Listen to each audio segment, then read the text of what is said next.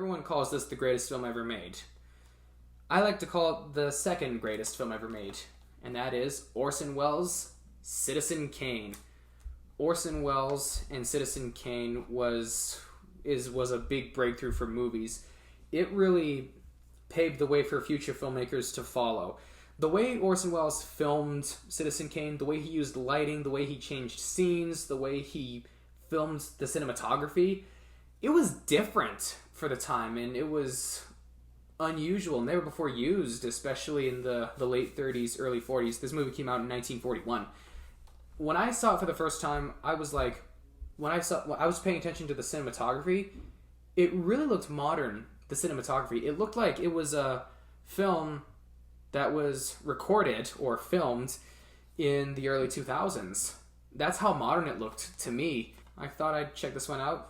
First time I saw it, I liked it. Interesting fact, this movie was inspired by business tycoon William Randolph Hearst, and William Randolph Hearst absolutely despised it. Well, I mean, for starters, I read that it portrayed him as a very awful person. But what is the Citizen Kane story about? Well, to summarize it, it's just about this business tycoon, this guy here played by Orson Welles, Citizen Kane, and he lives in this giant mansion on the hills, Xanadu, and, that's all I'm going to summarize. In fact, I have to do a report on this movie, believe it or not. Then we go with our final films of the Golden Age of Hollywood. Of course, being the James Dean fan I am, here it is, James Dean. In fact, I'm actually planning on... I know a lot of people like my hair long like this, but it's summertime now, and it's time for me to change my hair up a little bit for the summer, so I decided to, once barbershops reopen here in Canada, I'm going to get a James Dean haircut. Just good for the summer, And another one of my favorite films from the Golden Age, or the final Golden Age years, 12 Angry Men. Nostalgia 101 in this. Why?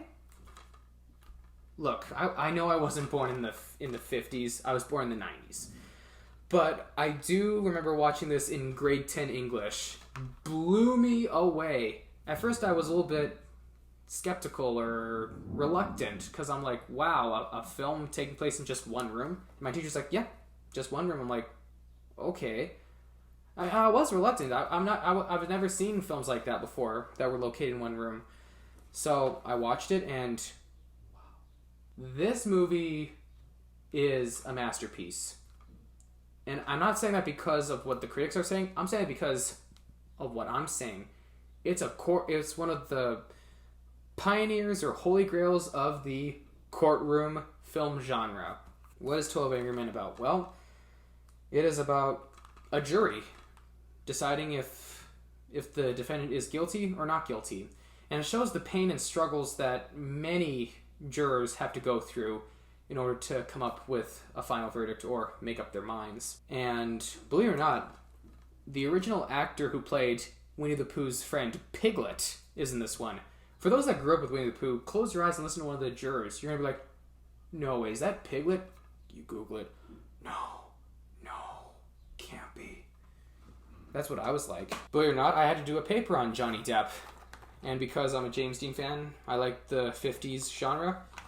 Here we go. Crybaby.